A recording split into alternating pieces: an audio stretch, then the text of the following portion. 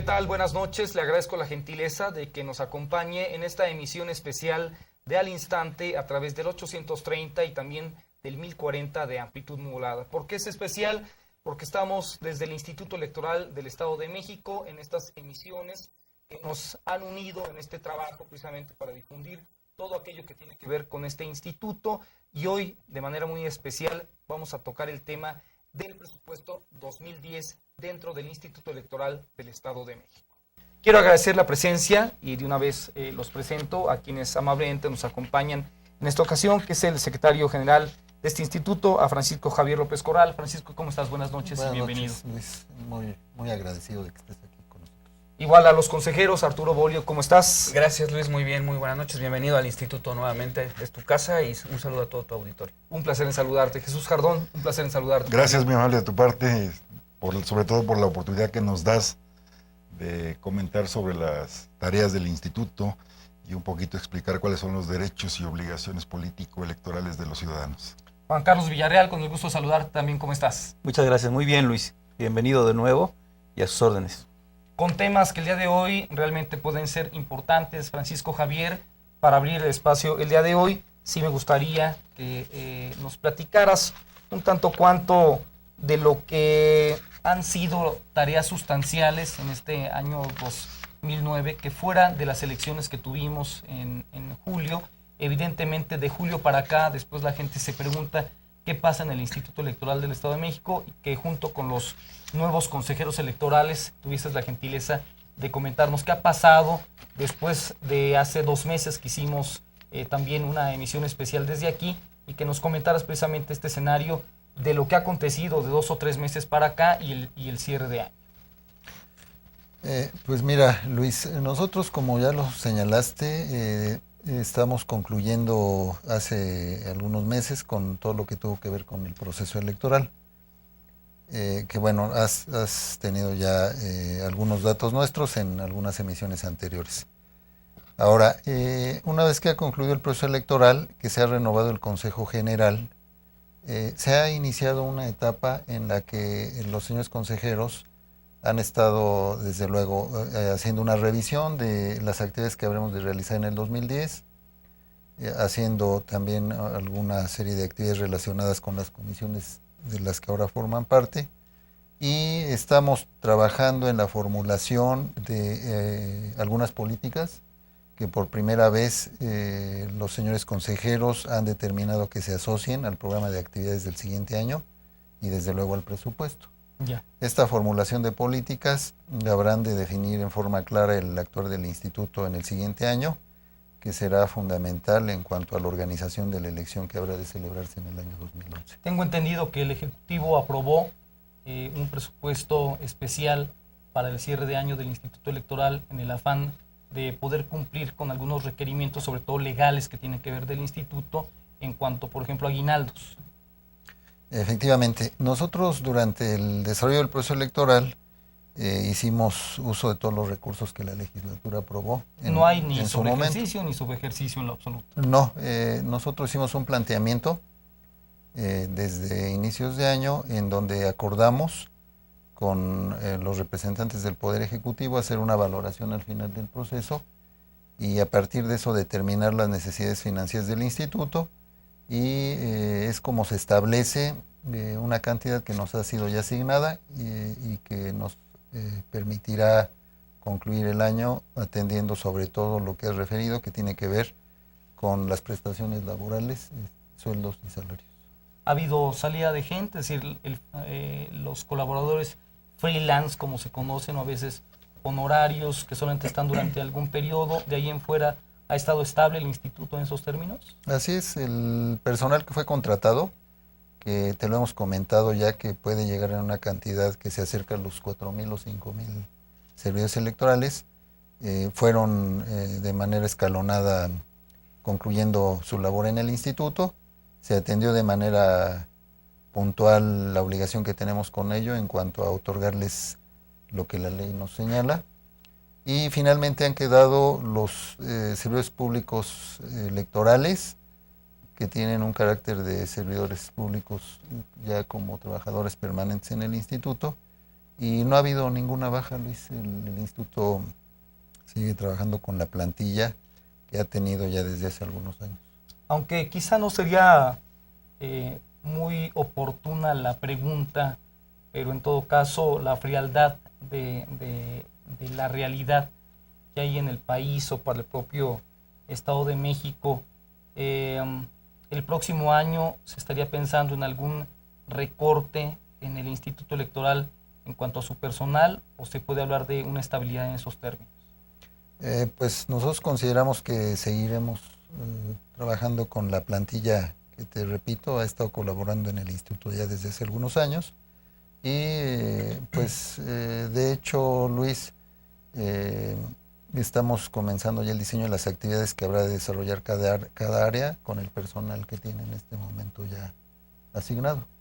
Entonces podemos pensar que hacia el próximo año, en ese aspecto, la gente que labora en el Instituto Electoral del Estado de México, quizá a diferencia de algunos otros lugares, puede estar tranquila. Me parece que no es malo decirlo públicamente. Hay quienes de repente generan terribles sorpresas.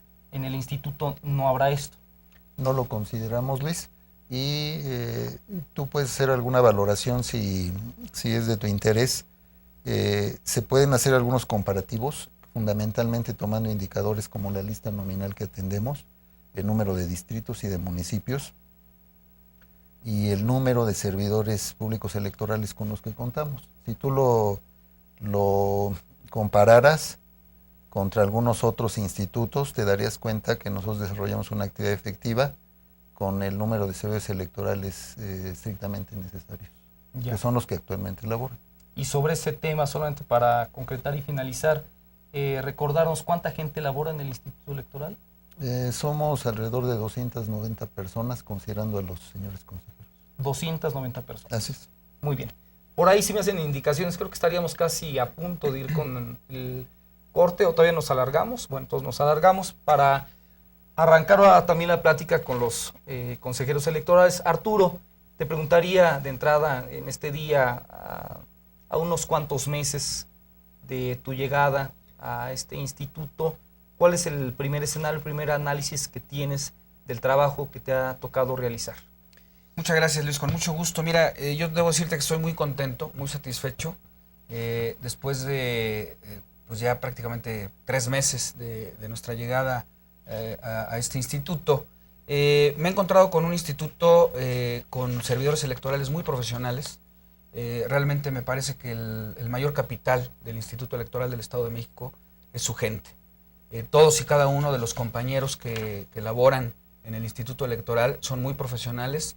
Eso da mucha tranquilidad y mucha confianza, sí, porque nos encontramos con un instituto que puede hacer frente a lo que venga, gracias a la preparación que, como bien señalaba el señor secretario general, pues se trata de gente ya con una vasta experiencia, ¿no? No es gente hecha de la noche a la mañana. Tenemos un personal altamente calificado, con varios procesos electorales a cuestas, y han salido adelante. A mí en lo personal, como tú bien sabes, mis compañeros consejeros y los consejeros representantes de los partidos políticos asumieron el acuerdo, y así se instrumentó, de que tu servidor presidiera la Comisión Especial Dictaminadora de Registro de Partidos Políticos Locales. Así es. Y bueno, pues estamos trabajando en atendiendo las solicitudes prácticamente desde mi llegada, y al tomar posesión de esta presidencia de la comisión, empezamos a atender de inmediato los asuntos que hasta el momento le incumben. Como el caso del PSD, por ejemplo. Como el caso del extinto Partido Socialdemócrata, que perdió su registro a nivel nacional y que ahora está solicitando a este instituto su registro como partido político local. Así es, aunque no es el único caso que tenemos actualmente en la comisión. Solamente tiene un solo diputado, si no mal recuerdo. Así es, tiene un solo diputado. No forma ni siquiera grupo parlamentario. No, pero con independencia de ello, el Partido Socialdemócrata perdió su registro a nivel nacional, sí, y como consecuencia de ello perdió su acreditación ante el Instituto Electoral del Estado de México. Ya, muy bien. En tu caso, Juan Carlos Villarreal, si fueras tan amable, un poco de platicarnos un resumen de estos meses en tu nueva instancia aquí y estancia también dentro del instituto, por favor. Mira, yo creo que al igual que lo que ha comentado Arturo y también ya habían referido el secretario ejecutivo, vale la pena destacar un tema que permitiría ilustrar al auditorio de qué tamaño es el instituto y de qué tamaño son los retos. Creo que eso siempre es bueno saberlo. El instituto tiene, como ya se ha dicho, alrededor de 290 personas, incluyéndonos a nosotros.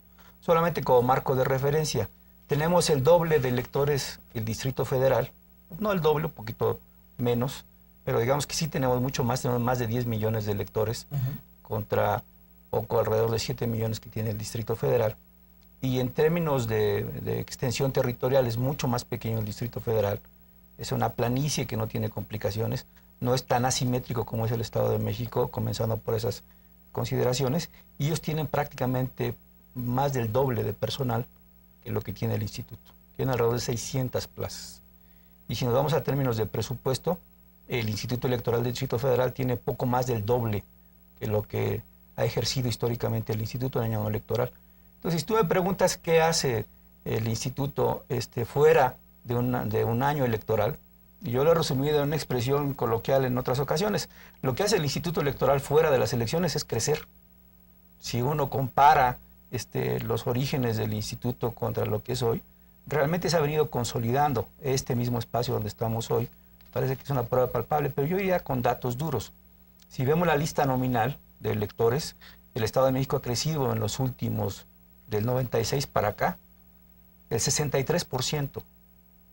Entonces, para atender esta demanda, para tener una política que cubra todo el territorio, es evidente que el instituto requiere... ¿El 63% en 13 años? En 13 años.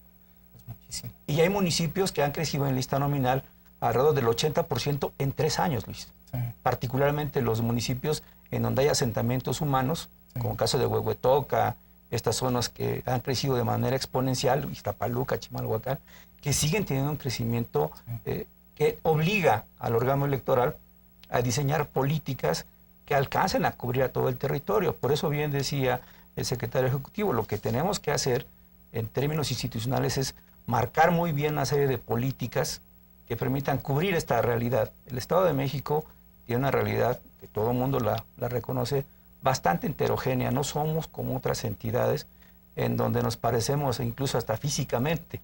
El sur del estado tiene poco que relacionarse con la parte norponiente del estado. Hasta la idiosincrasia es totalmente Sí, diferente. somos completamente distintos. O el oriente para... En tamaños, en términos de proporción de habitantes por casa, en términos de ruralidad, urbanidad. Es decir, creo que el instituto lo que ha venido haciendo en los últimos años es ir consolidando una estrategia que le permita asentarse, que ya lo hemos logrado, me parece, de manera concreta en términos de lo que es la función sustantiva, y ahora asentarnos también de manera exponencial en el territorio. Y creo que eso es importante que el auditorio lo sepa, porque ¿qué hacemos cuando no hay elecciones? Yo apuntaría 3 o 4 tareas sustantivas que no ha habido tiempo, no detallaré, solamente las señalo. Sí. Promoción de cultura política democrática. Es uno de los fines del instituto y me parece que debemos impulsarlo no solamente de manera consciente, sino de manera eficaz. Fortalecimiento del régimen de partidos.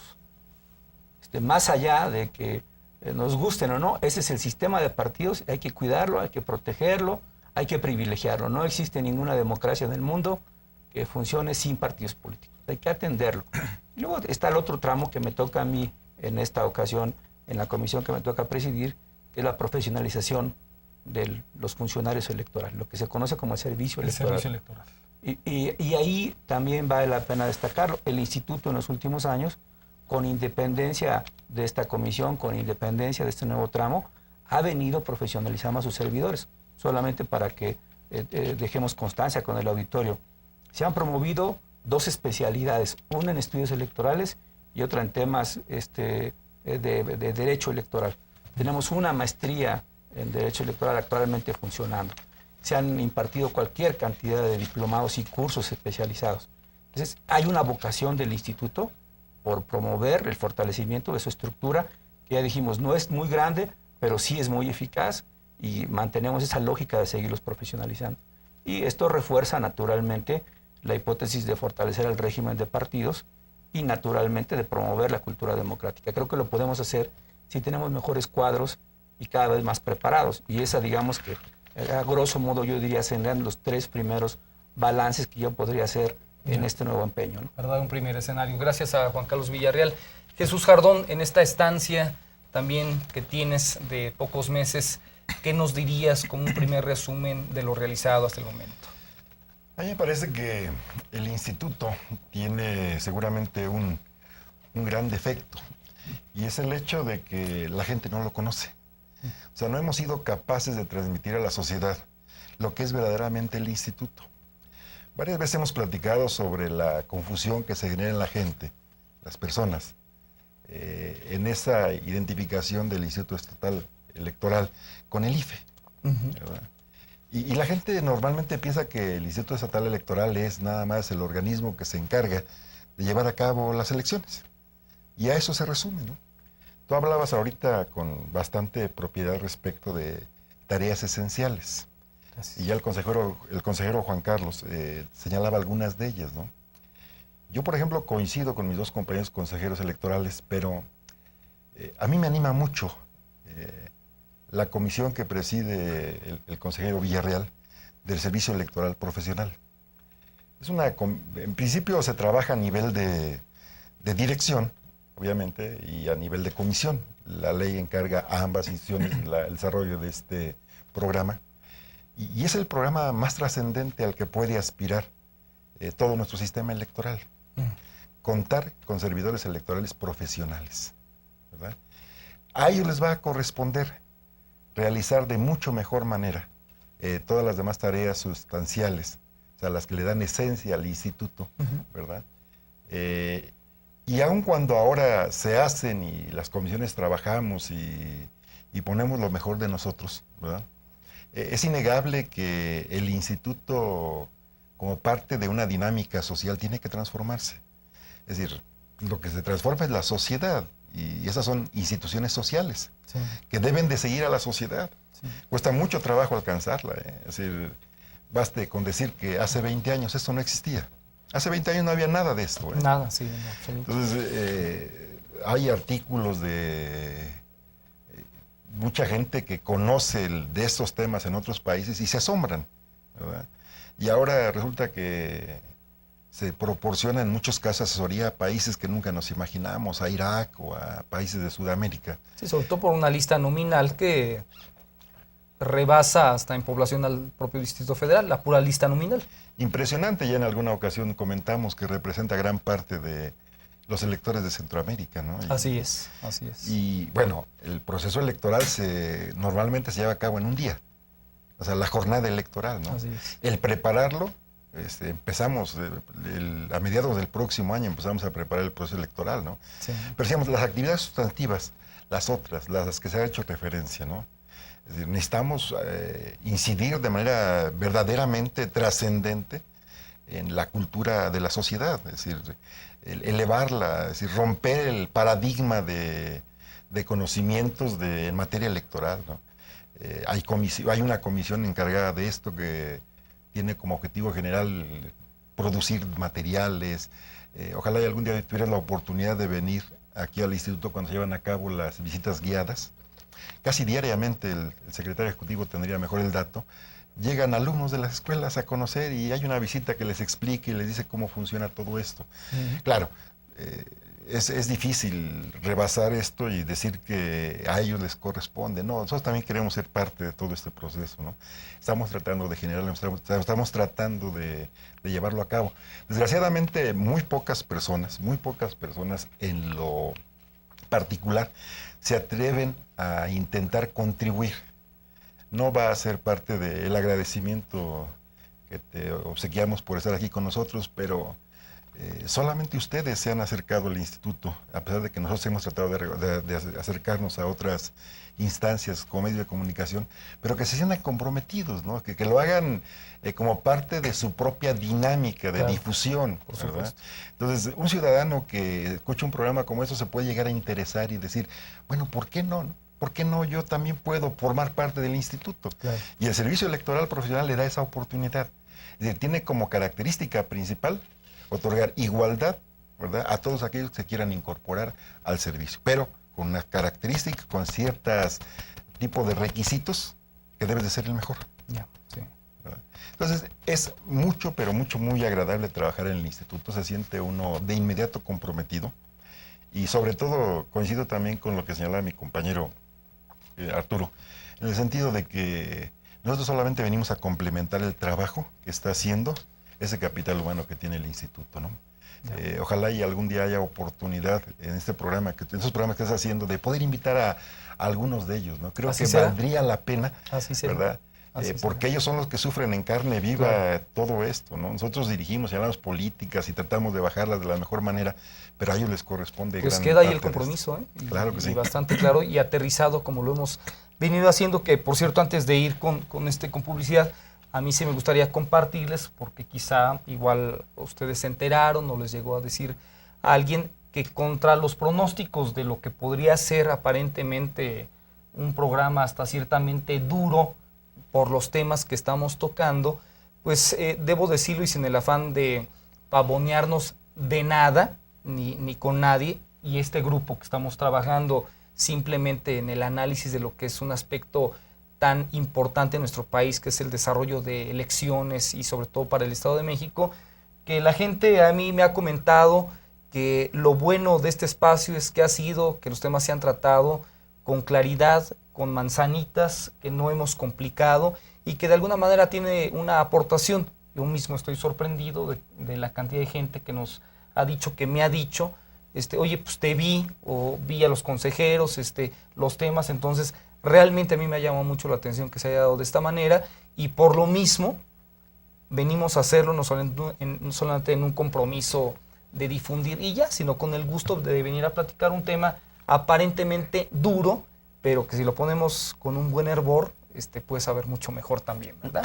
Claro que sí. Déjenme ir con publicidad si son tan gentiles y regresamos entonces en un par de minutos. Recordarles que estamos transmitiendo en el 830 y también en el 1040 de amplitud modulada en esta emisión especial de Al Instante desde el Instituto Electoral del Estado de México, y también decirle que el día de mañana a través de Megacable, es decir, en jueves, que sería jueves 26, esta emisión se transmitirá de las 7 a las 9 de la noche por el canal 8. Regresamos en 3 minutos, si me lo permite.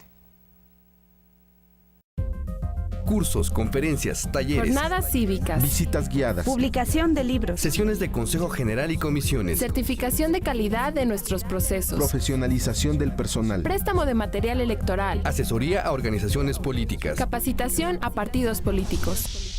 Más allá de las elecciones, en el IEM seguimos trabajando. Juntos formamos mejores ciudadanos. IEM, Instituto Electoral del Estado de México.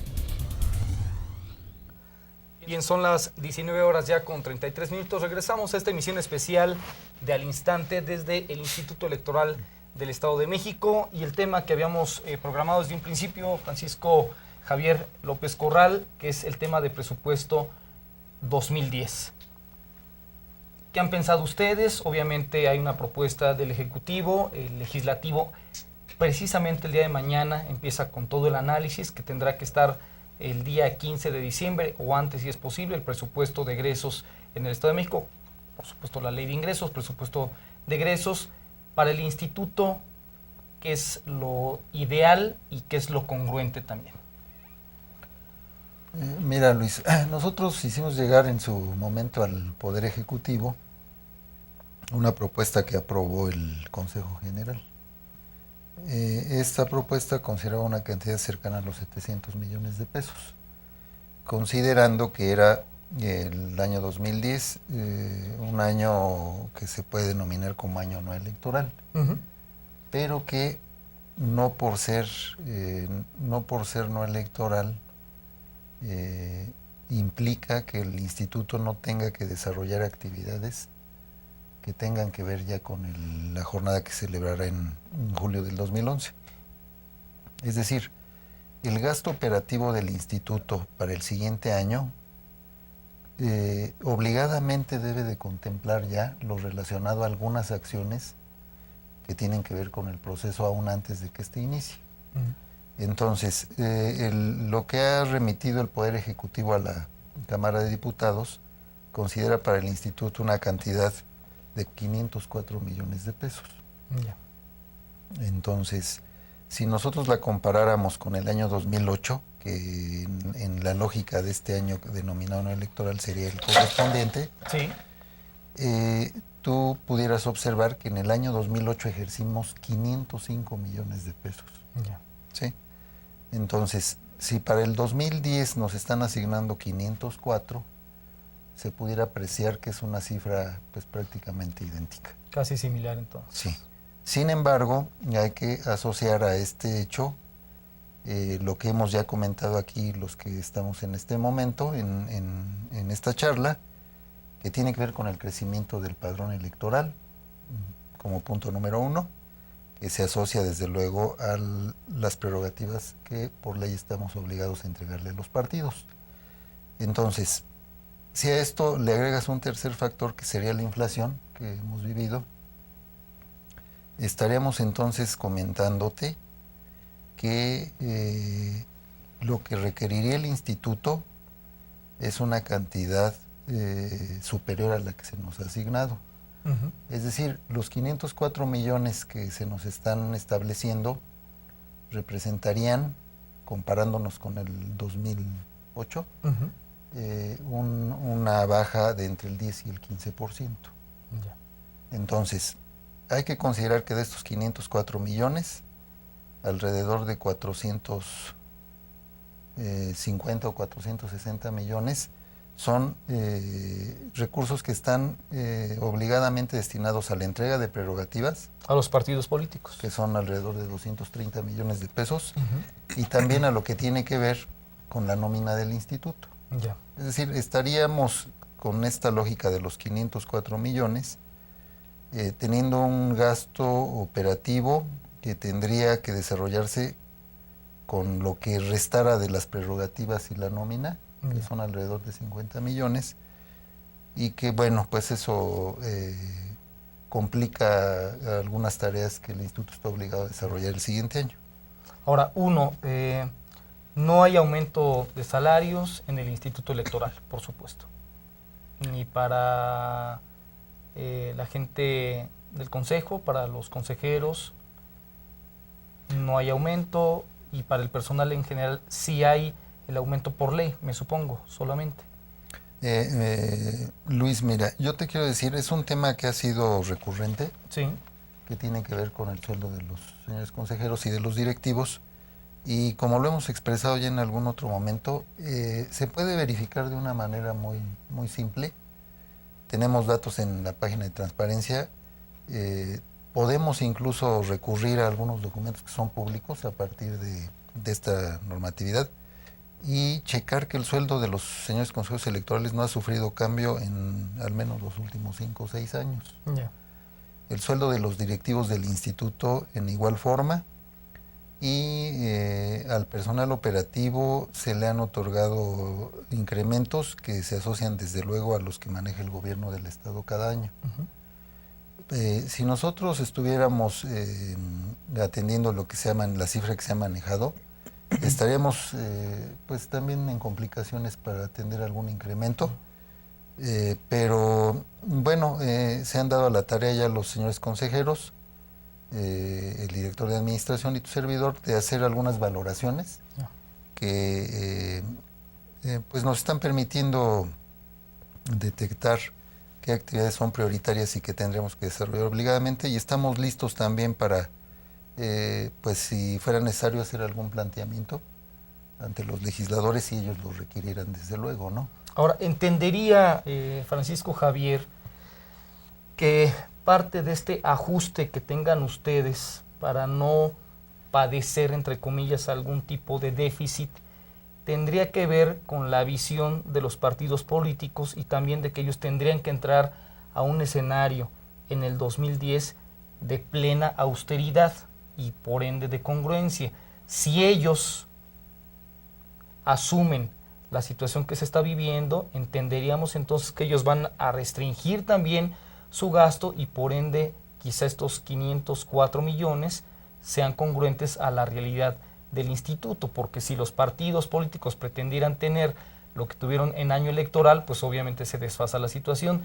Si los partidos políticos, aunque haya uno más que tiene una representación muy pequeñita, tienen o se van al escenario del año 2008 y se amarran, como decía algún presidente de este país, que lo han tachado ahora de incongruente o de que ya no tiene la inteligencia de aquel entonces, por lo menos me refiero a Miguel de la Madrid.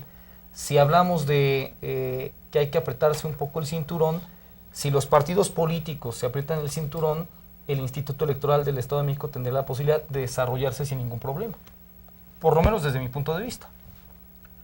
Bueno, la entrega de prerrogativas, Luis, está establecida en la ley. Sí. Entonces, los cálculos que nosotros hemos realizado han sido conforme a lo que la ley establece. Sí. Entonces, estamos obligados a respetar. Cumplirles al 100%. Así es, claro.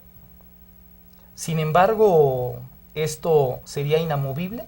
Pues, porque está por ley.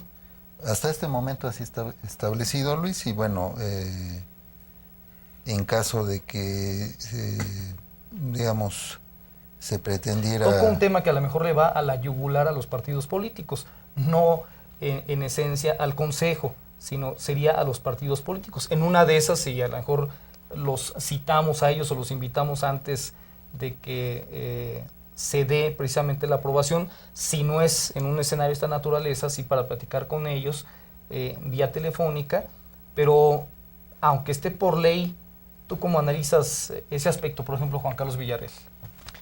Mira, creo que el tema no tiene vuelta de hoja. Los partidos políticos por ley sacan su fórmula de financiamiento público multiplicando el 40% del salario mínimo por el padrón electoral del año que corresponda, en este caso será el 2009, y si ya advertimos que el padrón electoral supera los 10 millones de electores, y si ya advertimos que además ha venido creciendo sistemáticamente, eso ya por la propia definición legal estamos obligados a entregarlo. De hecho, el dinero viene etiquetado así ya de la legislatura. Bien advertía el secretario, este componente y el otro del salario de los empleados del instituto constituye, digamos, la parte más gruesa del presupuesto. Ahí definitivamente yo considero que será inamovible, porque además hay principios generales en esta materia. Difícilmente lo podríamos hacer nosotros y tampoco los partidos. Tendría que reformarse la ley, ajustarla y luego de este ajuste y de la aplicación de una nueva fórmula, modificar el presupuesto, cosa que veo poco probable ya en el tramo que nos queda este año. Si tú observas, en el caso federal, ahora que se aprobó el presupuesto, se dejó por ahí una salidita para que en el caso de que hubiera un ajuste a la ley y pudiera hacerse un ajuste a la prerrogativa de los partidos políticos, se destinara a programas de desarrollo social. En el caso del presupuesto de egresos de la Federación, sí está considerado. Aquí tendría que suceder algo similar para que nosotros no incurramos en ningún viso de ilegalidad.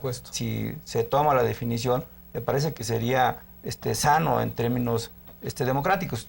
Yo ahí a título personal he escrito sobre el tema en algunas otras ocasiones, porque la fórmula que tenemos en el Estado de México siempre lleva al alza el financiamiento de los partidos políticos. Ahí está la campaña de ya bájenle, ¿no? Es inevitable, pero creo que un tema de racionalidad política nos obligaría a replantear el tema. Hoy de manera concreta diría, sería lo más sano para nuestra democracia que el financiamiento público estuviera vinculado con los niveles de participación. Sí. A nivel más participación, más recursos. Menos participación, menos recursos. Por supuesto. ¿Por qué? Porque además los partidos políticos tienen otras fuentes de financiamiento. Ellos pueden multiplicar incluso su financiamiento por aportaciones de militantes y por otras de las fuentes de aportación que existen. Entonces me parece que el tema cobra relevancia cuando se mira al instituto. Si miramos al instituto, entonces esto que ha planteado el secretario es muy claro. Si nosotros nos quedamos con ese presupuesto, nos afecta en el diseño de políticas, en la perspectiva que tenemos de crecer, de lograr que nos conozcan, como bien advertía el consejero Jardón, de incentivar mayor participación. Todas estas cosas se quedarían prácticamente fuera y tendríamos un recurso muy limitado, realmente muy limitado, para el desarrollo de estas políticas. Yo me quisiera ir también al sentido creativo que podrían tener los partidos políticos o de caminar paralelo a lo que pasa con el Instituto Electoral en su presupuesto sustancial y de cómo lo reparte. Si los partidos políticos van a recibir el dinero que por ley les corresponde, igualmente los propios partidos políticos podrían, en su caso, invertir parte de su dinero también en algunas campañas que promocionaran al Instituto Electoral del Estado de México o en algunos trabajos en donde, porque si el instituto promociona a los partidos políticos, porque los partidos políticos no van a poner un escalón al instituto y a la mejor parte de estos recursos donde el instituto aparentemente se debilitara, los partidos, Arturo Bolio, podrían ser solidarios con el instituto. Sí, por supuesto, mira, además, A veces, perdón que te interrumpa, a veces vemos a la gente de los partidos políticos que están no invirtiendo, sino gastando, además, y que no son congruentes con algunas realidades, o sabemos, por ejemplo, que los recursos no los hacen llegar, por decir algo, a las instancias municipales, y vemos que precisamente sus delegados municipales están haciendo cola afuera de sus edificios, en donde están los comités directivos estatales, esperando a que les llegue el recurso, mientras el partido los tiene aquí, ¿no? Quienes están al frente de los partidos, sin denostar a nadie, sino solamente hablando de una realidad en donde si al instituto de repente la balanza no está como debe, pues, a mí me parece que jalar con el instituto por parte de los partidos sería un acto de congruencia, Arturo. Claro, mira, por supuesto, yo considero que la obligación de promover la cultura política democrática, la obligación de la educación cívica, la obligación de difundir las tareas institucionales es compartida. Entiendo y por supuesto asumimos que es uno de los fines del instituto y es nuestra obligación, como antes refería Juan Carlos, durante la época de no proceso electoral o en año no electoral. Pero por supuesto que los partidos políticos también tienen actividades ordinarias dentro de las cuales ellos deben de difundir sus ideologías a toda la ciudadanía y coadyuvar con las tareas de concientización en la ciudadanía para fortalecer la vida democrática del Estado. Tienen, por ejemplo, la obligación de de cumplir con programas editoriales. Y para ello usan parte de las prerrogativas. Entonces sí me parece que el compromiso de los partidos políticos de la mano con el instituto puede ser muy importante para que los recursos finalmente tengan una utilidad y se vea el beneficio en el fortalecimiento de la democracia del Estado. Porque ahí Juan Carlos Villarreal, por ejemplo, en parte de una de las comisiones o la importante que tú tienes, esta fusión entre tu comisión y requerimiento de los propios partidos políticos, me parece que van muy paralelos. Sí, sin duda. Mira, si partimos del principio de que el sistema electoral en México se construye a partir de la hipótesis de vencer la desconfianza, digamos, está construido la mecánica del cambio, que por cierto es un libro del consejero presidente del IFE de Woldenberg, así se denomina. Él hace una reflexión seria, detallada, de por qué se ha venido construyendo el sistema. Y el sistema está montado sobre vencer la desconfianza. Entonces, una manera inteligente en cómo se puede vencer la desconfianza es generando que los recursos humanos que tiene el organismo electoral estén debidamente capacitados para la tarea que van a desarrollar y que se quite cualquier viso de sospecha de que dependen, influyen o tienen algún vínculo de carácter partidario. En la medida que este personal, digámoslo así, se encapsula con una serie de beneficios que van acompañados al cargo, entonces la incertidumbre se disminuye de manera sensible. De hecho, hay tesis de jurisprudencia por lo que hace a magistrados de tribunal, a consejeros electorales, de que una manera de garantizar su independencia, su imparcialidad, es otorgándoles no solamente la certidumbre y la estabilidad en el trabajo, sino también la garantía, que además por ley, en el caso de nosotros, ahora está con una reforma reciente, de que solamente nos podemos dedicar a esto y luego incluso de que concluimos nuestro periodo, un año después del periodo, no nos podemos dedicar a ninguna tarea en los poderes públicos. Así es. Si hacemos el parangón para el personal del instituto, entonces yo diría, tiene que ser altamente especializado. Y su tarea, en el caso de la gente que se va a incorporar al servicio electoral profesional, la distingue, por ejemplo, un compañero que trabaja en la dirección de organización y que tiene encomendada la tarea de revisar la integración de las boletas electorales o de las actas electorales, difícilmente alguien más en el instituto la va a poder desarrollar. Entonces requerimos que este personal sea experto en la materia. Y lo mismo puede suceder con la gente que trabaja cartografía, pero lo mismo yo diría del Servicio Electoral Profesional, de la Dirección de Partidos Políticos, del órgano técnico de fiscalización, en donde se requieren contadores especializados en la revisión de los gastos de los partidos políticos. Así es. Si entonces uno ya mira al interior del instituto, uno puede advertir que eso que se ve afuera y que es muy, muy importante que la sociedad lo conozca, es muy complejo al interior.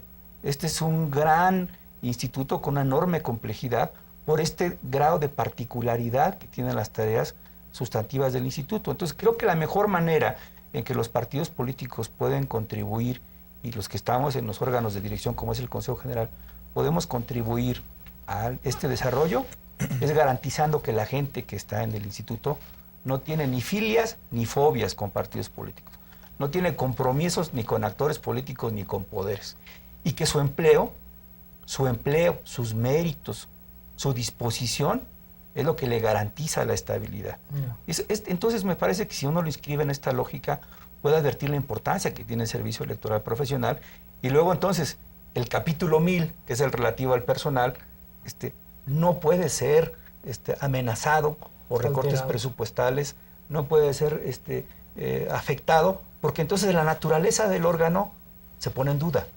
Si lo que queremos es garantizar este margen de estabilidad, de confianza, es indispensable contar con estos apoyos para que la gente desarrolle su trabajo de una manera tranquila. Y por ende debe ser más impulsado por los propios partidos políticos. Claro, ¿no? Me parece. Eso es a lo que iría precisamente, ¿no? Es decir, está por ley, pero esta inercia también de repente en tantas cuestiones, ahí vemos el caos que de repente significa en cuantos rubros para el país o para el propio Estado de México. Me parece que debemos de estar ante una reingeniería que, aunque está por ley, igualmente hay propuestas que pueden pasar a la legislatura o acuerdos igualmente con los partidos políticos que se signan, que se transparentan y que finalmente me parece que si la sociedad también los aprueba y los ve así de claros, evidentemente no tendrá problema.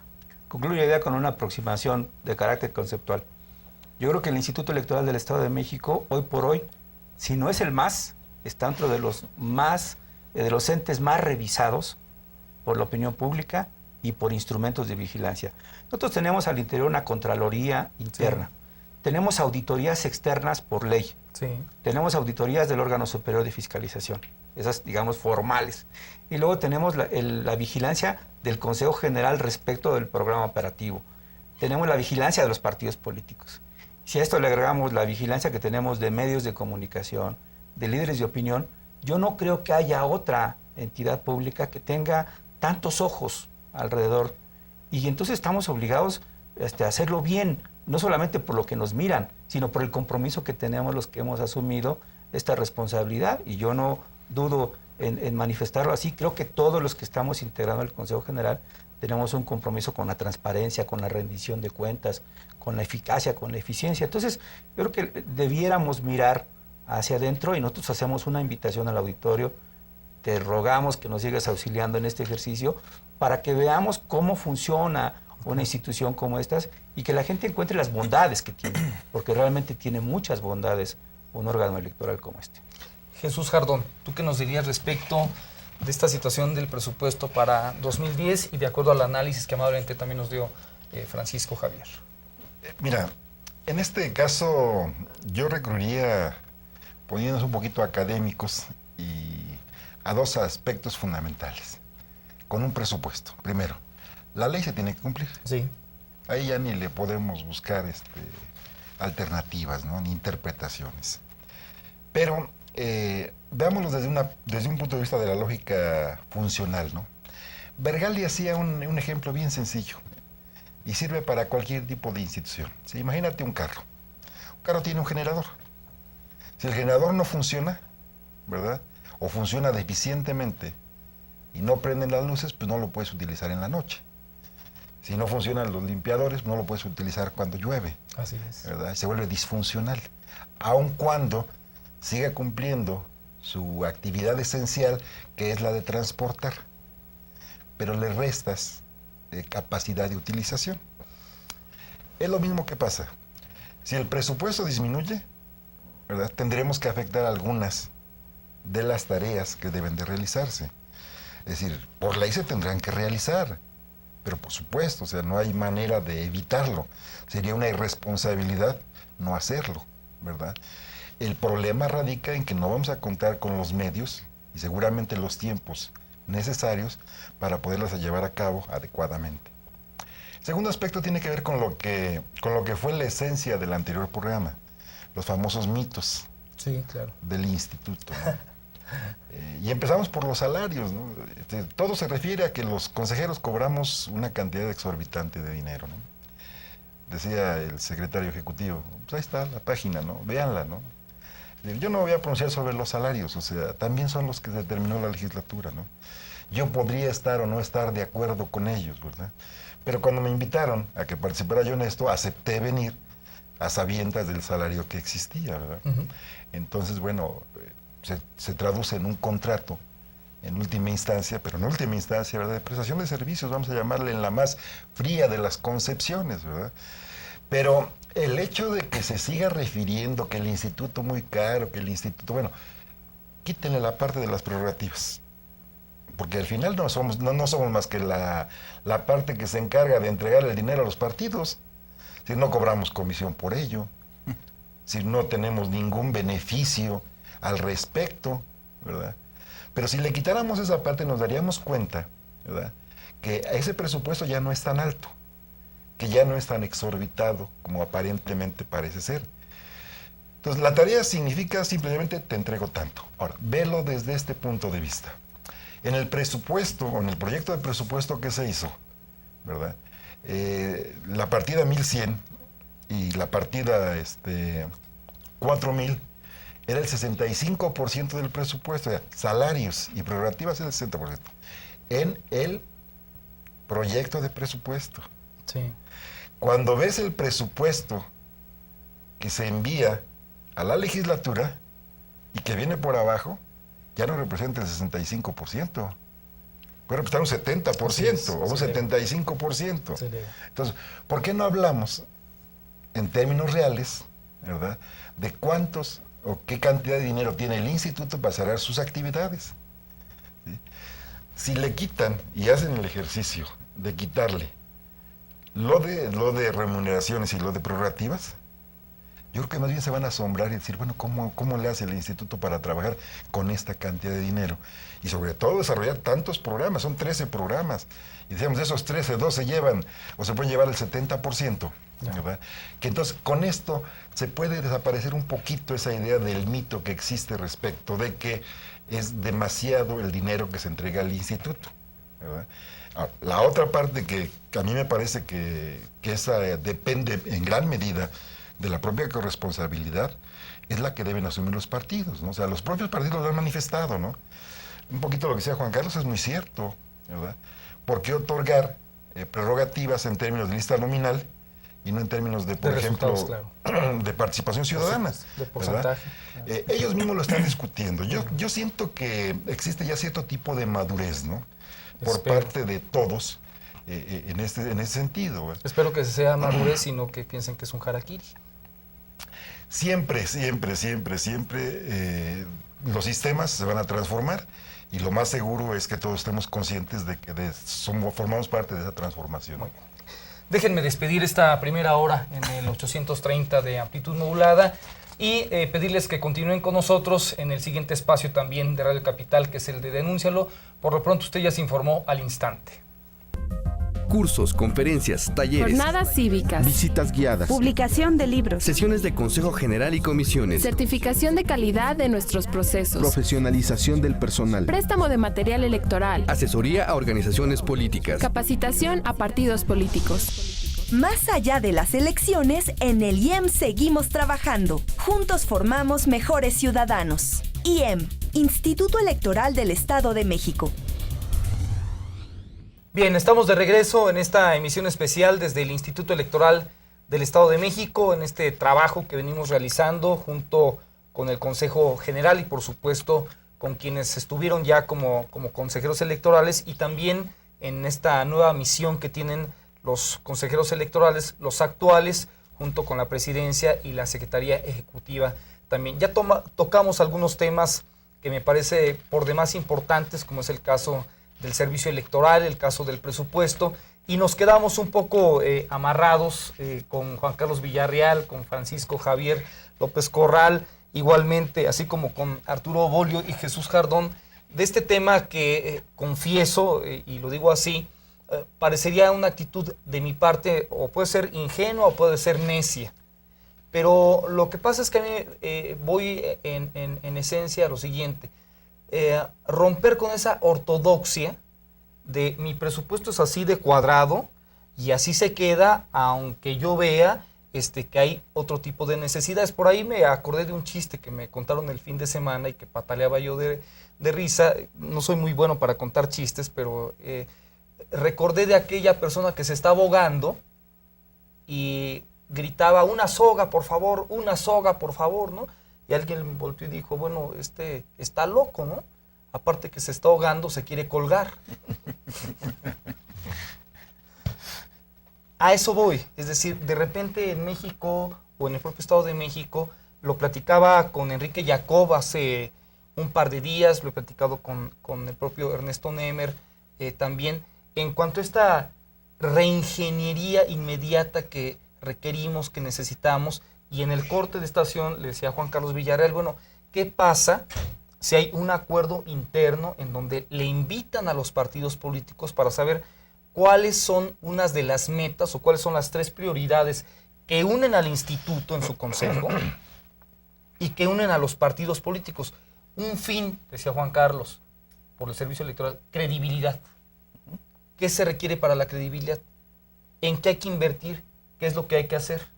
Y quizá eso podría ser que algunos recursos se ajustaran respetando los ingresos de los partidos políticos, que habría que subrayar que vienen también de nuestros impuestos, que ellos no son empresas y que no producen nada en lo absoluto, sino que les llegan por ser partidos políticos tal cual, pero que a lo mejor sería una posibilidad, Juan Carlos, llegando a ese tipo de acuerdos. Sin duda, mira, yo creo que vale la pena que reflexiones un poquito del tema, no consumo más de 2 minutos para explicarlo. Mira, si uno voltea al origen de los partidos políticos y los ubicamos, podríamos identificar 3 etapas. Una primera etapa de los partidos políticos que son facciones al inicio del siglo XX, luego la constitucionalización de los partidos políticos después de la Segunda Guerra Mundial en la gran mayoría de las democracias occidentales, y luego los partidos ya como vehículo para perfeccionar el sistema democrático, que lo podemos ubicar de la década de los 70 para acá. Entonces ya lo que uno ve es que esa etapa de los partidos políticos para democratizar el sistema también ya se cumplió. Ya, por supuesto. Ya la gran mayoría de los sistemas que tienen un régimen de partidos han logrado también esa meta. Entonces creo que hoy los partidos políticos deben volver a una de las aspiraciones que al menos académicamente se ha manejado, que es representar intereses sociales dispersos y llevarlos a la competencia. Pero no solamente eso, formar ciudadanía. Entonces, si en esa lógica entiendo bien tu planteamiento, yo coincido. ¿Los partidos políticos están obligados a formar ciudadanía, sí o no? Me parece que la respuesta es muy obligados. Están obligados. Por supuesto. Porque si no, entonces la propia naturaleza del partido político se pierde. Si la idea es representar intereses, la pregunta sería, ¿los representan actualmente? Su vida no puede ser la de cachabotos nada más. Sí, los datos que están en la mesa te permiten inferir que de acuerdo al Latinobarómetro, de acuerdo a los reportes que maneja Engelhardt también en Cultura Política, la Encuesta Nacional de Valores y todos los indicadores que hay sobre la mesa te permiten inferir que los partidos políticos y los políticos se encuentran en un nivel de aceptación muy bajo. El más bajo. En consecuencia, creo que resulta incluso de sobrevivencia natural el invertir en esquemas que permitan, primero, insertarse cada vez más y de manera más amplia con los ciudadanos. Y eso significan programas, requieren estrategias, requieren políticas. Creo que el instituto por sí solo, como lo ha manifestado ya Arturo Bolio, no podríamos. Los partidos también tienen que hacer su chamba. Ellos tienen que repensarse. Y tienen que una derecha que no es un invento de nosotros o de su servidor, una derecha que llega al poder y que evidentemente tiene un fracaso contundente, no porque nos dé la gana. Ahí están los votos y ahí está su proyecto de país, que hasta el momento no ha logrado aterrizar. Un PRI que salió de los pinos o una izquierda, que igualmente, por ejemplo, ahora el libro que va a editar Goldenberg respecto del fracaso de la izquierda, me parece que es muy contundente en ese aspecto. Entonces, me parece que están en la posición de repensarse Y si van a repensarse, bueno, de aportar también y no solamente decir, bueno, pues este paquete es mío, denme mi caja fuerte y ahí nos vemos y ahí se arreglan, ¿no crees, Arturo y Jesús? Claro. Sí, claro, mira, este tema, ahorita estaba yo reflexionando y ya se ha hablado aquí de credibilidad, de confianza. Por supuesto, un dato que me parece interesante es el de la participación ciudadana. Como tú recordarás, del proceso electoral del 2006 al último que vivimos en el Estado de México, tuvimos un crecimiento en la participación ciudadana de cerca de 10 puntos. Sí. Pasamos del 43 al 52.3 o 0.4%.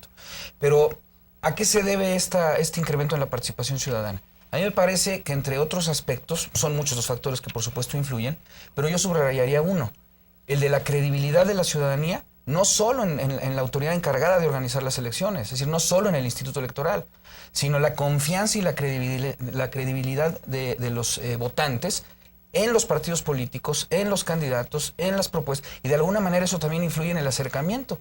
Y esto tiene que ver con el trabajo que los partidos políticos están necesariamente obligados a hacer para atraer a los electores a las urnas. Tienen que hacer tareas permanentes para, como bien lo dice Juan Carlos, formar ciudadanos. Sí. Es un compromiso compartido, es una obligación y responsabilidad compartida en la que nosotros como instituto, bueno, estamos haciendo nuestra chamba y sí creemos que la compro, partidos, la de formar ciudadanos, esa la compro. Es que estamos, además lo hemos comentado, lo hemos platicado. Han estado muy lejos los partidos políticos de eso. Bueno, nosotros como instituto me parece que cumplimos con la tarea de todo lo que tenemos que hacer. Sí. Ya se ha hablado aquí de las jornadas cívicas, de la formación de los estudiantes, etcétera. Y bueno, los partidos políticos, bueno, pues ahí están los recursos y a mí me parece, también coincido con el planteamiento que haces. ¿Algo que agregar, Jesús? Yo estaría de acuerdo parcialmente en ese tipo de comentarios, no porque no sean ciertos, sino porque dejan factores verdaderamente importantes fuera del juego. Es decir, por ejemplo, hemos subestimado a la sociedad, nosotros creemos que a la sociedad hay que formarla. No, nuestra sociedad ya aprendió y aprendió a palos, y a muchos palos. Esta sociedad ha sufrido muchísimo, no de ahora, de siempre, sí, ¿verdad? Y cada día le damos mayores elementos para que piensen qué van a hacer. Entonces, no es ocioso pensar, ¿verdad?, que dentro de muy poco tiempo no van a ser los partidos los que van a dirigirse a la sociedad. La sociedad es la que se dirige a los partidos. Y le va a decir, yo quiero un partido con esas características. Sí. Yo quiero esto. Sí. Es decir, partidos a la medida de la ciudadanía. Claro. Por ejemplo, a mí me preocupa la cuestión ecológica, ¿no? Y me están llegando las peores lecciones de parte de la gente que está más cercana de mí. Mi madre se opone a que en las reuniones familiares utilicemos cosas desechables. Yeah. ¿Verdad? Sí. Y pues, es mi madre. Bueno, no hay un partido que lo represente, aunque tenga un nombre, esa es otra cosa. Mis hijas, por ejemplo, me ponen cada día una serie de obstáculos de lo que era mi actuar cotidiano, ¿verdad? Y que ahora exigen que yo me conforme ahora de acuerdo con las pautas que ellos están conociendo y bajo las cuales han sido formadas. Es exactamente igual, ¿eh? Es decir, los sectores de la sociedad, llámales padres, hijos y XY, están estableciendo ya para todos nuevas reglas del juego. Yeah. Y es lo que le van a pedir precisamente a los partidos políticos. Es decir, yo voto por ti siempre y cuando defiendas mis derechos ecológicos, ¿no? Es decir, en otros países se habla de la quinta generación de los derechos humanos, ¿verdad? O de la cuarta o la sexta de otro tipo de ambientes. Entonces, no es ocioso, por ejemplo, pensar. Nada más pongamos algunos temas sobre este punto. Por ejemplo, ¿quién es quien exige que se reduzcan, ¿verdad?, los tiempos y los costos de campaña? ¿Los partidos? No. ¿Los institutos? No. Es decir, hay alguien lo está exigiendo, estamos de acuerdo. Ellos ya no quieren ver tanto tiempo y tanto gasto en cuestiones de campaña, ¿no? Es decir, yo calculo que vemos el mismo anuncio sobre promoción de campaña y de voto unas 25 veces. Y eso dependiendo del tiempo que pasemos frente a la televisión. Pero ves el mismo comercial. Es más, aprovechas para ver qué hay en otros a veces, porque ya lo entendiste. O sea, no era necesario que fueran 25. ¿Quién habla de la homologación, por ejemplo, de los calendarios electorales? Uh-huh. ¿Por qué tantas elecciones? ¿Por qué ahorita voy a una y después voy a la otra, después voy a la otra? Y están cansados. Llega un momento en que ya verdaderamente no saben ni siquiera qué cosa es por quién se va a votar o qué cosa es lo que se va a votar, ¿verdad? Hablamos de una millonada de pesos, por ejemplo, de la famosa cédula de identidad, ¿no? ¿Verdad? Cuando todo el mundo está dispuesto a aceptar la credencial para votar del IFE, ¿no? Así es. Y ahora dijeron, bueno, pues vamos a reunir los dos conceptos y vamos a sacar un nuevo concepto, ¿no? Sí, sobre todo porque la licitación no salió como... Ahora, otra cuestión que es importante, ¿no? Es decir, todo lo que hemos hablado respecto de los partidos no dejan de ser más que buenas intenciones. Si se requiere una ley de partidos. Y no hay intencionómetro para medirlo. O sea, habría que pensar muy seriamente, ¿verdad?, en que se tiene que regular de distinta manera los partidos políticos, ¿verdad? Pero bueno, los representantes populares no dejan de ser finalmente parte de esos partidos políticos, entonces deben de cobrar conciencia, y si no la cobran, pues será tanta la influencia o en un determinado momento la insistencia sobre el tema que la tendrán que hacer, y no podrá ser de otra manera, ¿no? Reducir los topes, por ejemplo, de gastos de campaña, ¿no? En muchos casos llegan a ser verdaderamente ofensivos, Sí. ¿verdad? Lo que vemos, ¿no? Es decir, ¿cómo es posible que haya tal dispendio? A lo mejor me estoy quedando un poquito con esa idea de hace más de 3 meses de ser ciudadano y de apreciar las cosas desde ese punto de vista, ¿no? Ya. Ahora yo creo que mi participación, gran parte de mi participación depende, ¿verdad?, de poder conservar aquel tipo de ideas y plasmarlas, ¿no? Pero como ello, por ejemplo, habría, por ejemplo, que homologar la legislación electoral, ¿verdad? Había que regular, por ejemplo, lo referente a los debates políticos, ¿no? Eso sería Es decir, importante. es tan importante este aspecto, ¿verdad? Sí, no para se puede que- dejar al capricho. Es decir, pareciera venta de productos. Es decir, al final, ¿quién ganó el debate o quién? Es decir, pero yo buscaría alguna idea distinta, ¿no? Una idea de país, por ejemplo, de nación sobre todo, ¿no? El país es un concepto menos importante que el que puede ser una nación, ¿no? Así es. O sea, es Sí, sí. elementos objetivos y subjetivos, Sí, ¿no? claro. Algo que nos identifique, ¿no? En este país, subjetivamente, solamente nos identifica la Virgen de Guadalupe, que es verídico, ¿verdad? Y los terremotos de los terremotos, por ejemplo, del 85, ¿no?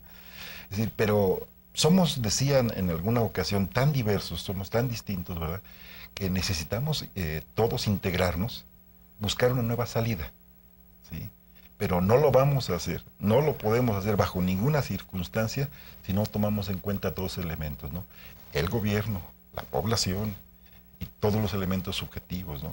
Ya. Entonces, yo comparto la idea contigo, pero digo, finalmente, yo creo que todo lo que hemos platicado, o muchas de las cosas que están platicando, no son más que curitas, ¿eh? Y esas no curan enfermedades, ¿no? Así es. Sí, sí, Sí, sí. la reforma debe de ser mucho, pero mucho más integral, ¿no? Sí, ya hablaste de reforma y quizá eso nos daría una pauta, Jesús, para preguntarles, ¿y qué? ¿Podría o no haber reforma para el próximo año? Reforma electoral que estaría en el escenario ya como una cuestión ciertamente urgente, redistritación, por ejemplo. Aunque hoy por lo acontecido en las elecciones de julio habrá quien diga así está todo dar y así nos vamos, pero la realidad es otra. ¿Estaríamos en la posibilidad de una reforma, de que se empezara a trabajar para las elecciones del 2011, Juan Carlos? A mí me queda claro por la experiencia que tengo en la materia que después de cada elección invariablemente se habla de nuevas reformas y alguien pensaría que ¿por qué estamos constantemente reformando? Debiera haber, como en algún momento algún político dijo, la reforma definitiva, pero la verdad es que eso no existe en el mundo. En el mundo los actores políticos y las reglas tienen que modificarse de acuerdo a las nuevas condiciones que impone la realidad social. Y creo que hay, después de la última elección, varios elementos que están sujetos a análisis. Ya se ha planteado aquí uno, el tema del financiamiento público. Creo que es ineludible que los partidos políticos tienen que replantear el tema y pensar en un modelo que no sea tan oneroso, porque hay que pensar que hablamos de 2 niveles de financiamiento público. Financiamiento público en los estados y el financiamiento público a nivel nacional. Así es. Entonces estamos hablando de grandes cantidades de recursos. Solamente como marco de referencia, el IFE está presupuestando para el próximo año poco más de 9,000 millones de pesos, si no mal recuerdo. Entonces, si a eso le multiplicamos los estados, entonces es una cantidad muy significativa. Creo que valdría la pena poner el acento ahí. La otra modalidad tiene que ver con el acceso a medios. Sí. Solamente doy algunos datos que creo que pueden servir para ilustrar. España, Brasil, Chile, Francia, disponen de tiempo oficial los partidos políticos, pero con una variante que me parece que es la enorme diferencia. Los tiempos están en proporción de los votos, por un lado, y por otro las producciones son verdaderamente notables en comparación con la de nosotros. Claro. Nosotros tenemos spots de 20 segundos, de 30 segundos en el mejor de los casos, pero tenemos 20 millones durante el proceso. Sí. Eso, no hay conciencia que permita adquirir todo lo que hay en el mercado. Restricción mata concepto. Sí, ¿no? creo que lo importante es avanzar en un modelo de acceso a medios en donde en tiempo oficial los programas manejen más conceptos, mejores herramientas para la toma de decisión. Pongo el ejemplo de España, que recientemente estuve analizando los spots de la campaña reciente. Duran 1 minuto, Luis. Sí. Pero la frase que era, digamos, el leitmotiv de la campaña del PSOE decía: vota con todas tus fuerzas. Y reflejaba un adulto mayor que estaba en su casa preparándose para ir a votar, pero preparándose verdaderamente, poniéndose su saco, preparándose con su sombrero, como una de las actividades cívicas más importantes, y él mismo lo refiere. Es que antes yo no podía votar, antes yo no elegía autoridades, es que antes no podía opinar, es que antes, y entonces cuando uno ve el concepto tan claro entre lo que era antes y lo que es hoy, y entonces entiende la frase de vota con todas tus fuerzas, pues creo que cualquiera se ve obligado de alguna manera a asistir a esta jornada cívica. Y cuando analizas los spots en Brasil, el partido que está en el poder puede tener hasta 7 minutos, bueno, pueden hacer toda una plataforma, por supuesto, para campaña. Sí. Pero si nosotros seguimos trabajando spots de 20 segundos, de 30 segundos, estamos de alguna manera limitando la posibilidad de elegir. Creo que ese es un tema que hay que entrarle, me parece, de manera... Sí, evitar las campañas de ocurrencias. Sí, de manera inevitable hay que entrarle. Sí. Ya Jesús establecía una serie de tópicos. La ley de partidos políticos. Bueno, la ley de partidos políticos en América Latina es una realidad. La gran mayoría de partidos políticos de países en Sudamérica tienen leyes de partidos. España tiene una ley de partidos políticos. Aquí se antoja difícil que los propios actores, los partidos políticos, se reglamenten, pero también se antoja inevitable. Es decir, si no se autorregulan ellos, hay 2 grandes temas que Arturo podrá abonar más en la materia. Cada vez más hay juicios de protección de los derechos político-electorales de los militantes contra las decisiones de los partidos. Sí. Y cada vez ganan más. ¿Qué quiere decir? Que hay un problema de democracia interna al interior de los partidos que hay que regular, hay que corregir. Sí. Y luego un último gran elemento que abonaría en la importancia que tiene la reforma electoral. La reforma electoral define las nuevas reglas de la competencia. Y si ya advertimos que, derivado de la última, el tiempo en medios no ha sido el más adecuado, si ya advertimos que el financiamiento público también va a la alza y nos lleva a un argumento que alguna vez un exconsejero planteó aquí, y lo repito hoy, decía, bonita democracia con partidos ricos y pueblo pobre. Sí, hay que reflexionar sobre ese tema. Hay que reflexionar sobre, me parece, uno de los grandes déficits que tiene nuestro sistema político, que es el de la cultura político-democrática. Reflexionaba en días pasados.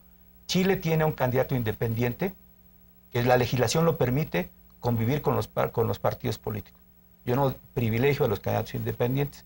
De hecho, sostengo que es un accidente, pero conviviendo con los partidos, hoy un candidato independiente en Chile tiene las posibilidades de ir a segunda vuelta electoral con Eduardo Frei, que tiene la Concertación, una agrupación de partidos políticos que ha gobernado Chile los últimos 10 años. Luego, entonces, si estas posibilidades, estos mecanismos se incorporan en reformas, yo diría, no le tengamos miedo y atendamos lo que bien identifica Jesús. Hay una sociedad viva, hay una sociedad demandante, nada menos este movimiento de Twitter contra el impuesto dio resultado. Sí. Si uno analiza las campañas de otros países en SMS, en celulares, en todos los mecanismos que hay, uno puede advertir que hay una sociedad viva y demandante afuera. Creo que lo que deberíamos hacer, tanto los partidos políticos como las autoridades, es escuchar más afuera y a partir de lo que está generándose afuera, tratar de impulsar los cambios en el ámbito de competencia. Yo la reforma sin duda la considero necesaria y además ha sido un instrumento que ha modernizado nuestro sistema político, al menos en los últimos 30 años. ¿Sí? Sí, a mí me parece que ahí das en el punto completo, Juan Carlos Villarreal, porque las políticas públicas de los partidos políticos se rigen a partir de sus reflexiones o de sus consejos nacionales, pero no a partir de la reflexión o de los estudios que bien les caerían, cualitativos o cuantitativos, para en todo caso retroalimentarse, y cuando lo llegan a hacer lo dejan simplemente al margen. A mí me parece que ese proceso de reingeniería, en todo caso, si estamos buscando y desearíamos una reforma, pues es que los partidos precisamente hagan lo que la población piensa en general que debe de hacerse de la política con los partidos políticos. Sí, completamente de acuerdo. ¿Quisieras agregar algo, Arturo, al respecto? Bueno, simplemente decir que, por supuesto, la reforma electoral me parece que es un tema que inevitablemente se va a tocar. Ya hemos visto en los medios de comunicación que la legislatura está, a través de la Comisión de Asuntos Electorales, hablando ya sobre este tema. Es un tema que compete a los legisladores, pero eso no impide que los distintos actores políticos y las autoridades electorales puedan opinar. Y a mí me parece que desde la experiencia que nosotros vivimos en el instituto podemos en un momento dado dar un punto de vista sobre los temas que ya puntualmente ha señalado Juan Carlos, ¿no? Efectivamente son muchos, el derecho electoral no está acabado, me parece que aún que venga esta reforma depende también, Luis, de si hay o no reforma a nivel federal, porque claro, el artículo 116 constitucional federal nos puede o no obligar a determinadas reformas en determinado plazo. Sí. Entonces, bueno, estamos sujetos a muchas aristas, ¿no? Yeah.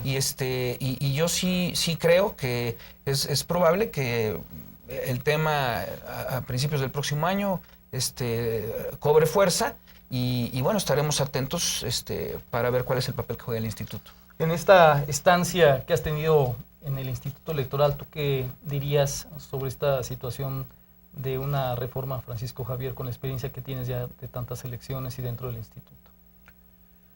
Pues mira, Luis, yo te haré un comentario en el sentido de que yo considero que hay que tener una visión más amplia. Generalmente se circunscribe el debate a lo que tiene que ver propiamente con una reforma, pero se olvidan otra serie de cuestiones que creo que también competen a los legisladores. Hay un caso particular de un premio Nobel, Amartya Sen, que él ha desarrollado grandes estudios fundamentalmente sobre lo que él denomina el desarrollo de las capacidades. Entonces, Amartya Sen dice que tiene estudios muy interesantes que tienen que ver también con la teoría de la justicia. Tiene un libro que se llama La idea de la justicia, que no sé si esté traducido, pero que refiere cosas interesantes. Amartya Sen dice, bueno, en algún sistema, como en el caso particular de los Estados Unidos, se reconoce desde luego constitucionalmente el derecho al voto. Pero para Amartya Sen eso no tiene ningún sentido ni ningún valor. ¿Por qué? Porque él refiere que para que un votante pueda acudir a hacer efectivo su voto, bueno, primero tiene que contar con salud. Es decir, lo tiene que cobijar un sistema de salud fuerte.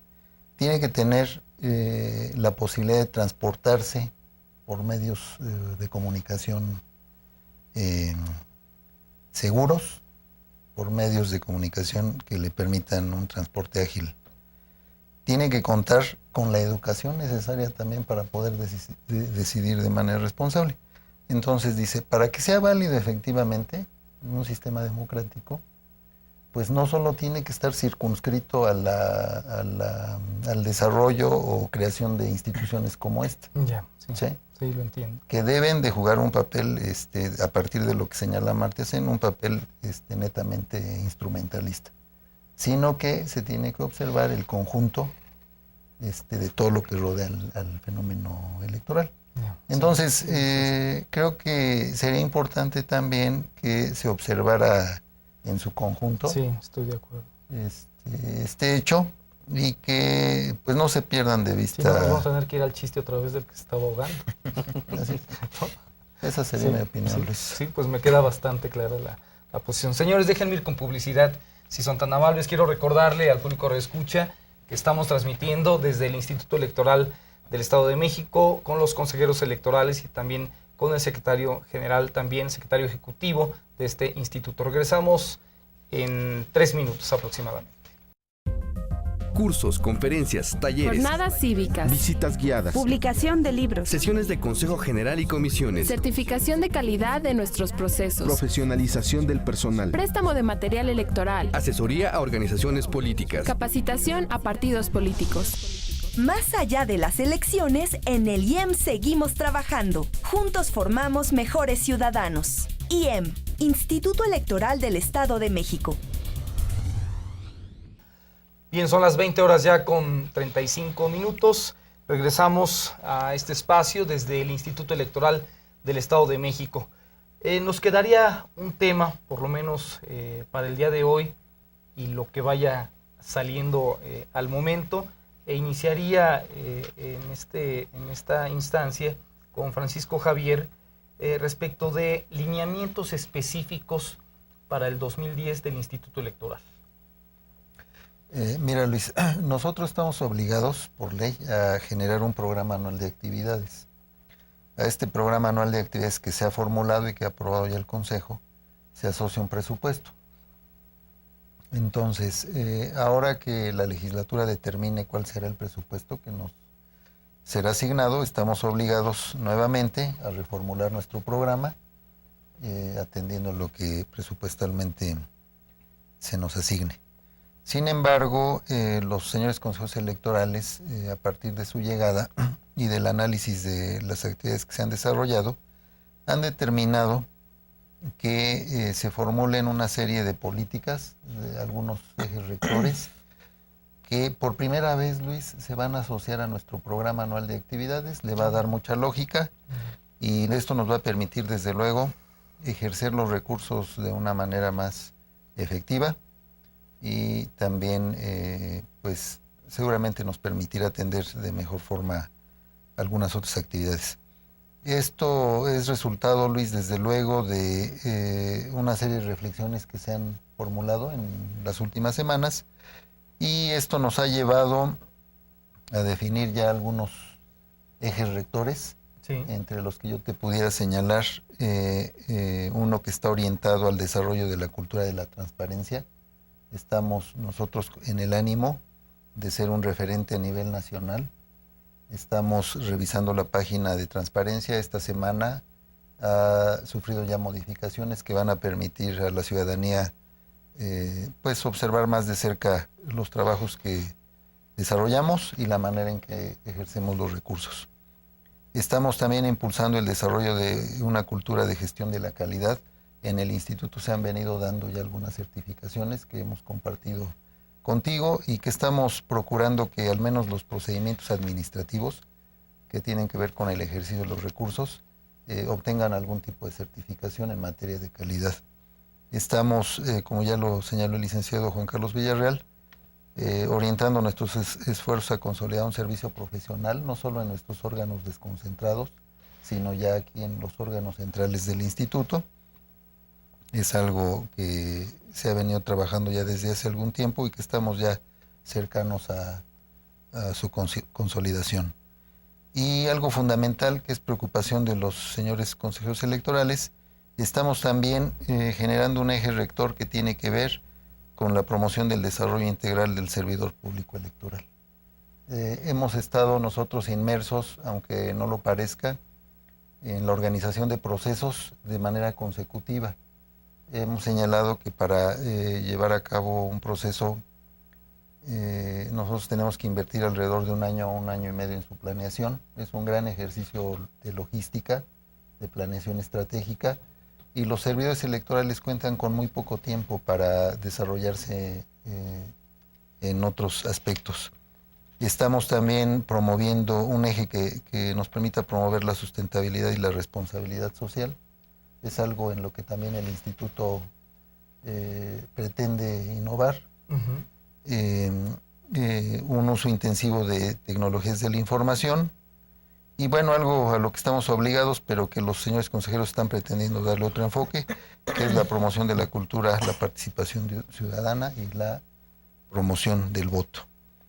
Estamos también, a sugerencia de los consejeros, promoviendo un eje que tiene que ver con la sistematización de la normatividad del instituto, hacerlo de una manera ya ordenada y estar siempre en condiciones de generar propuestas que redunden en una mejor normatividad electoral.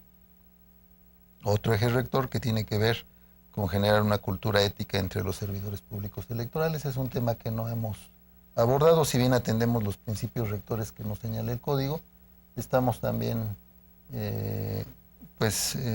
acercándonos al tema. Es un tema importante, un tema complejo y que pues tiene que ver fundamentalmente con el desarrollo con responsabilidad del desarrollo de las actividades de los servidores públicos electorales. Estamos, finalmente te comentaría, generando algún otro eje rector que tiene que ver con el establecimiento de vínculos permanentes con órganos electorales nacionales e incluso internacionales. A partir de estos ejes rectores, Luis, estaremos dándole una lógica al programa anual de actividades y estaremos, como tú lo observas, innovando y desde luego situándonos a la vanguardia, como siempre lo ha pretendido el Instituto Electoral del Estado de México. El Consejo estaría midiendo que mensual, bimestralmente, trimestralmente estos ejes rectores y su cumplimiento, Francisco. Sí, hay una comisión que atiende el licenciado Jesús Jardón, que tiene que ver con las actividades administrativas, la vigilancia de las actividades administrativas, y que se hace ya de manera permanente. Ellos tienen reuniones en donde de manera mensual se están vigilando los resultados que se obtienen y que se asocian al programa anual de actividades. Y también se estaría formulando la manera en que estaríamos vigilando el cumplimiento de todas estas políticas. ¿Es muy viable esa vigilancia, Jesús? Sí, por supuesto.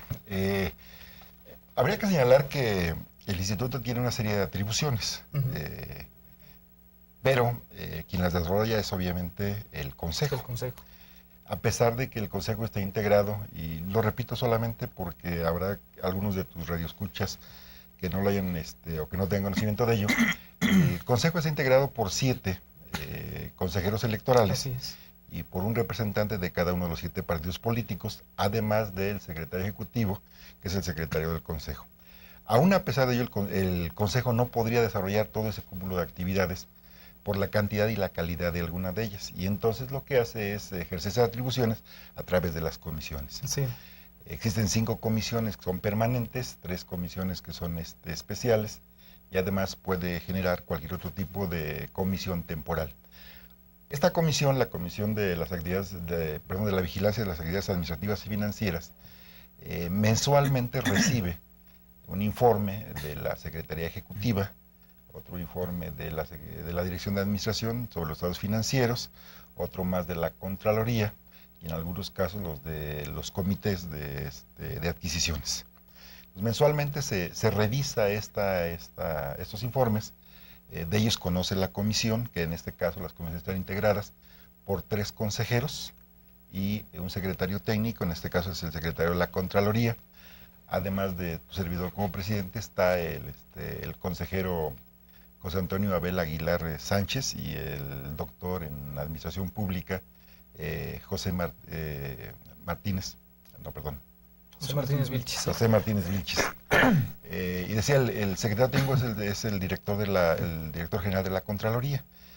Y con los partidos políticos se les remiten esos informes, los analizan, los visualizan, se hace un estudio muy, muy, muy concienzudo de todos y cada uno de los programas de los que están informando estas dependencias, y en caso de que existan dudas, se solicitan informes complementarios o se invita a alguno de los funcionarios para que haga una mejor explicación, y si aún a pesar de ello existiera cualquier tipo de duda de parte de los consejeros o de los integrantes de los partidos políticos representados ahí en esa comisión, se puede pedir cualquier otro tipo de información.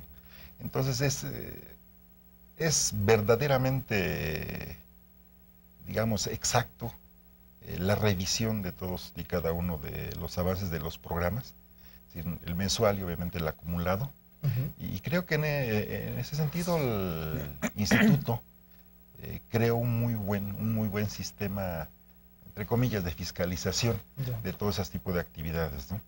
De tal suerte que uno puede darse cuenta si existe atraso o si no se han llevado a cabo. Como están perfectamente rubricadas, están bastante bien delineadas, es decir, a partir de líneas, programas y todo ello, no da mucho trabajo darle seguimiento, ¿no?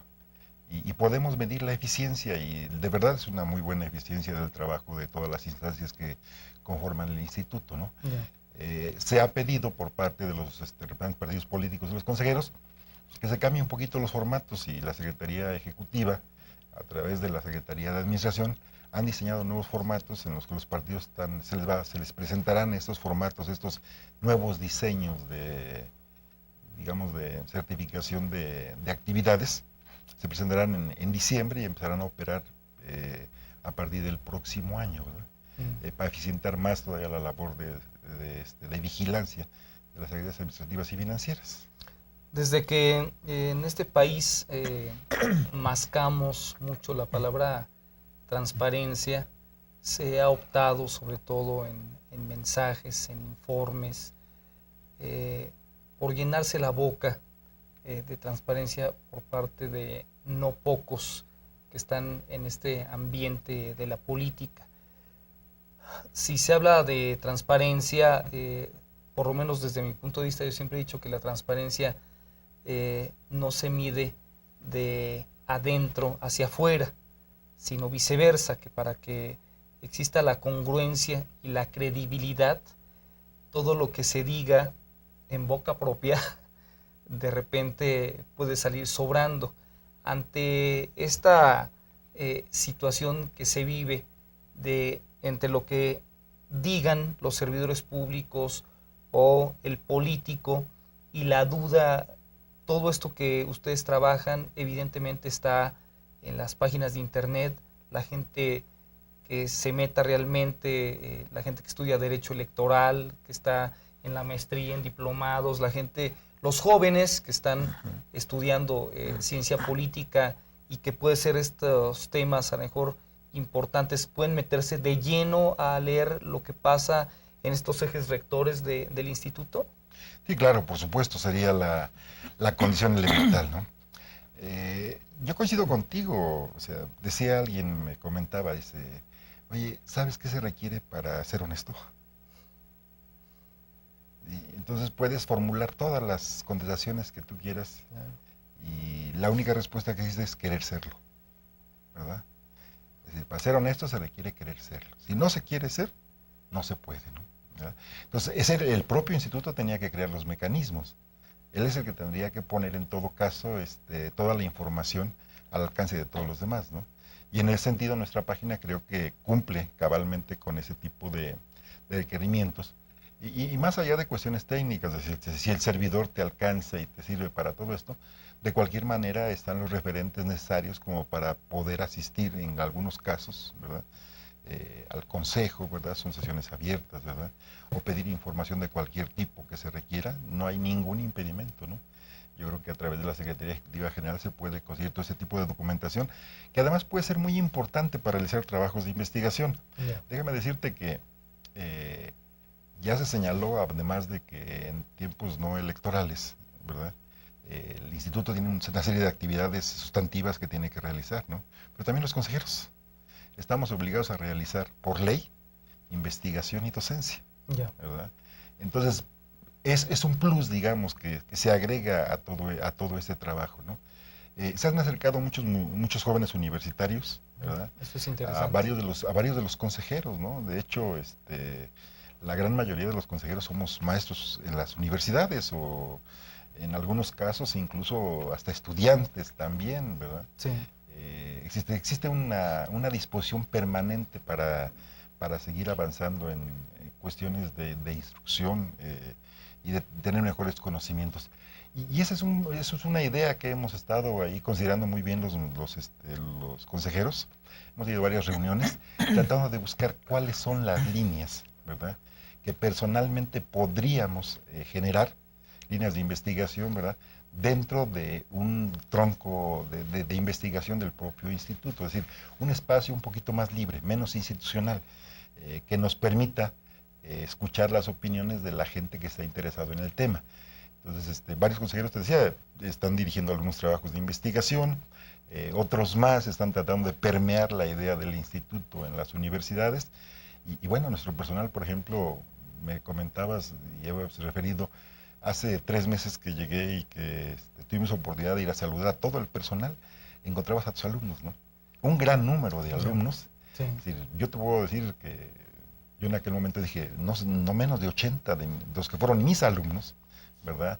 O alumnos conocidos de la Facultad de Derecho, ¿verdad?, que veía yo ahí, ¿verdad? Y igual pasa con los maestros que dan clases en ciencias políticas, ¿verdad?, o quienes dan clases en otras instituciones, ¿verdad? Pero una de las cuestiones que ahorita solamente se me ocurre pensar sería hacer un estudio, por ejemplo, del nivel de escolaridad de los funcionarios electorales del Instituto Estatal Electoral, porque creo que saldría muy bien calificado. Ya.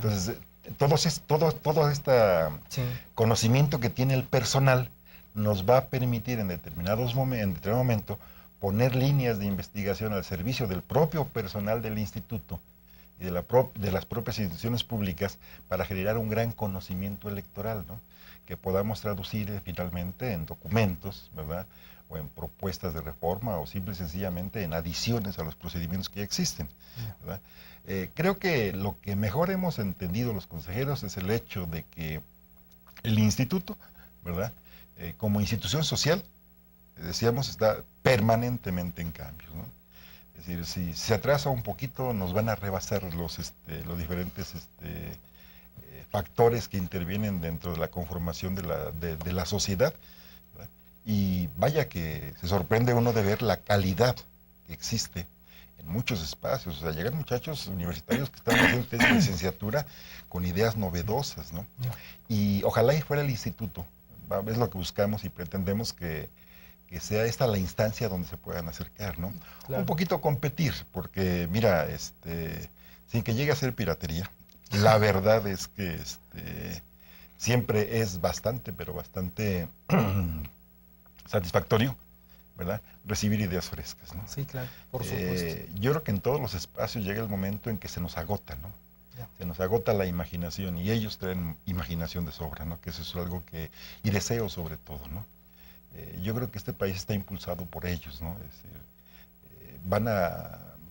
lo que alguna vez mencionó Alvin Toffler, ¿no?, sobre la famosa tercera ola, ¿no?, y que después fue desarrollando en otros libros, ¿no? Es decir, si se paran tantito, los que vienen atrás van a pasar por encima, ¿no? Claro. Es decir, van a pasar por encima y generarán sus nuevos marcos de referencia, sus nuevos contextos, ¿verdad?